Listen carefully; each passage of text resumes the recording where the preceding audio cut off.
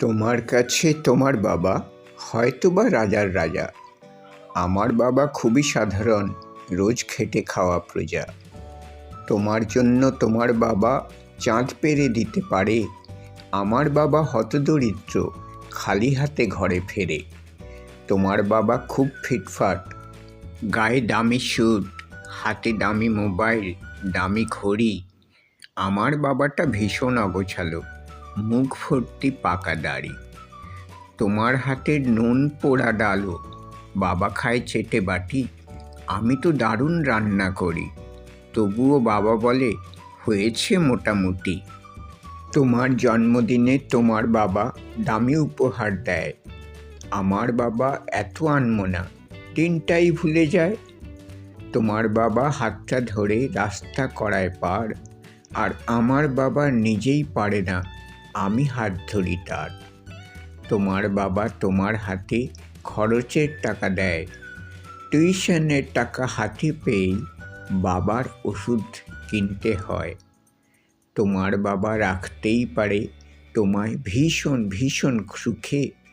আমার বাবাও চেষ্টা করে শুধু আগলে রাখতে বুকে। হতে পারে তুমি রাজকন্যা, আমি হয়তো বা দাসী, তবু দিন শেষে আমি বাবাকে আমার একটু বেশিই ভালোবাসি। তোমরা বাবা শব্দের সংজ্ঞাটা যা দাও সোশ্যাল মিডিয়া জুড়ে, ওই চিরাচরিত বাবার উপমা আমাকে ভীষণই ব্যথিত করে। আমার বাবা তোমাদের করা ব্যাখ্যার মতো নয়, তাই ওগুলো দেখে নিজের ওপরে অভিমান বড় হয়।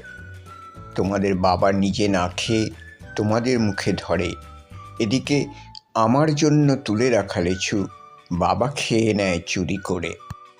বোঝেই না উনি অত শত কথা, বড্ড বেশি সরল যেন।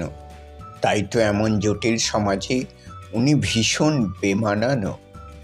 শাসন যদিও করে না তেমন, তবে হ্যাঁ, খুঁত খুব ধরে। অথচ বন্ধু মহলে আমার পিছনে আমারই তারিফ করে।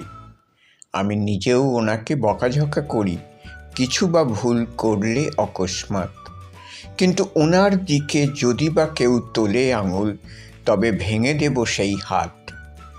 পরীক্ষার আগে সংশয়ে বলে, হ্যাঁ রে, পাশ করবি তো বল।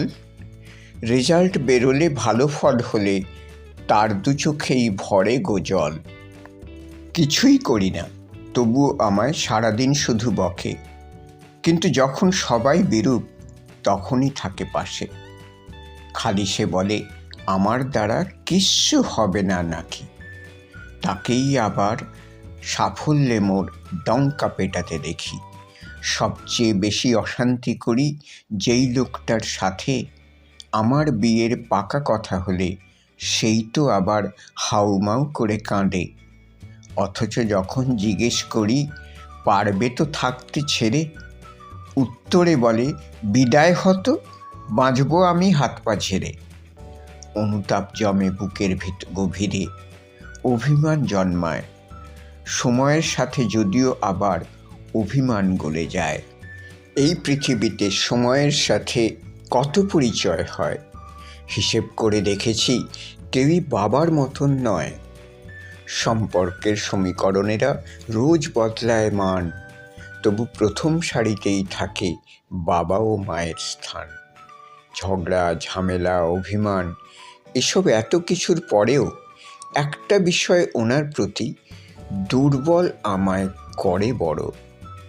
আমাকে আমার প্রিয়জন সব বহু নামে ডাকলেও বাবার মতো মা আমার করে ডাকে না তো আর কেউ।